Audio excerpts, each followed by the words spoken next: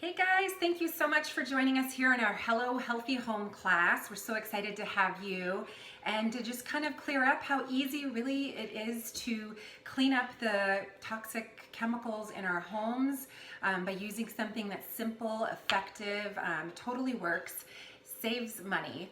And also just kind of highlight a few reasons why it's important to kind of consider cleaning up the products in our home and why it's so important to just be mindful. We're the gatekeepers of our homes. Many of us want to live long, healthy lives, and we have kids, we have pets. Those are all the products that we use in our home are going to affect those people. It's going to it affects our environment, those kinds of things. So I kind of pulled up a bunch of different studies. I know there's so much information out there and it can be quite overwhelming, but I wanted to pull up a few things that I thought was kind of important and was eye-opening for me, myself. There's been so many studies done, and there's studies linked to household cleaning products that are linked to breast cancer because of the endocrine disrupting chemicals or mammary gland carcinogens that are present in those commercial cleaning products. Okay, I don't know about you, but that's pretty scary, especially when we know so many people that are being diagnosed with cancer of all different kinds. We don't know the reason, we don't know the cause, but if we can do some simple little things to kind of help ourselves, then I am all for it, especially when I'm saving money, making a non-toxic, plant-based cleaning product that is like easy as pouring in a capful of cleaner and some water and just using that as on all my surfaces. The average woman puts about 515 synthetic chemicals on her body every single day, and 60% of what we put on our skin is absorbed into our body and into our bloodstream, affecting us that way. The FDA doesn't require any pre-market testing or approval before certain products hit the shelves, and so that misconception of, oh, it's sold in the store, it must be totally fine, that is very false. Many ingredients in the US have been banned in other countries like Europe, as there have been scientific studies that suggest they could be linked to cancer, reproductive harm, and neurotoxicity. That's huge. One example I have is my mom is German, and she has a friend over in Germany that wants her to bring back this deodorant that she can't find in Germany. Well, the reason is because there's some chemicals in that deodorant that are harmful and are banned in that country. And so she's having my mom bring it from the States to Germany because it's banned over there. It's an illegal thing, like they can't get it there. That to me is crazy. A lot of people don't understand that they're harming their bodies in such simple ways. Especially deodorants. I mean, you're putting them right into your lymph nodes. You have lots of lymph nodes here in your armpits. Another thing that I noted was prolonged use of commercial cleaning products can be as bad as smoking a pack of cigarettes a day. Oh my gosh, that's crazy. One of the other things that I used to love is bleach. So a lot of us are really into bleach, like it's effective, it works. But they did a study on kids between the ages of 6 and 12 years old.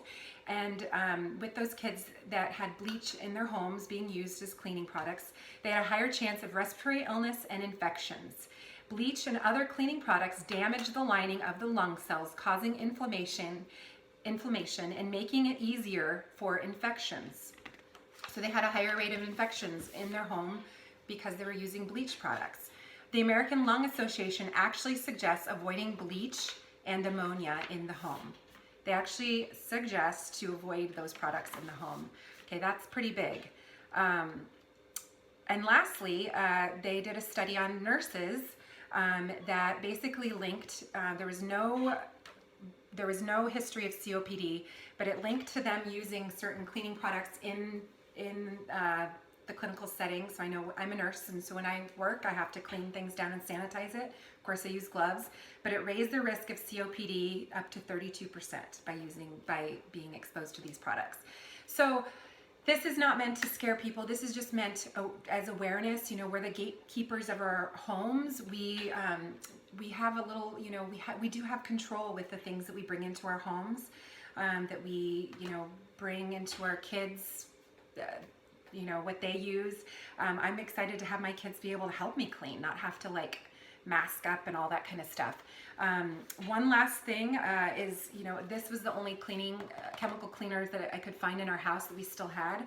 I haven't used this in years, but one of the things that's interesting is it says on here, wash thoroughly. So after using, wash thoroughly with soap and water after handling this wipe and before eating, drinking, chewing gum, using tobacco, or using the toilet. So most people I know don't glove, and they definitely don't wash their hands when they use these wipes. These things are terrible. I know that when I used to use them, I felt like they were eating away at my skin. The other thing that a lot of people don't realize is that you're supposed to allow the surface, when you use this, allow the surface to remain wet for 4 minutes before it's safe to use. So to me, that's a no bueno.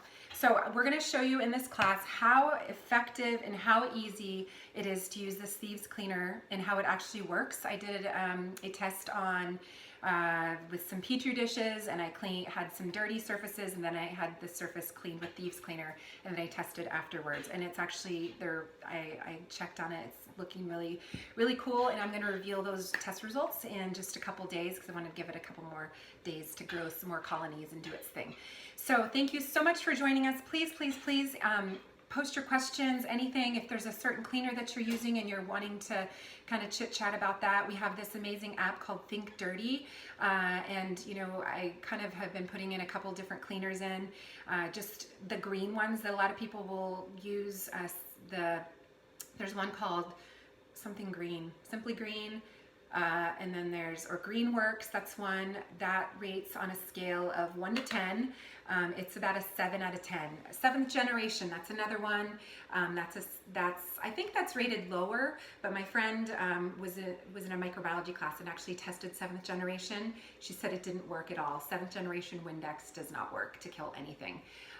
She said that it was terrible. It was one of the first two. So I would suggest, like, if you're trying to go green, soap and vinegar. I mean, thieves cleaner is what we're going to highly recommend because it's so cost effective.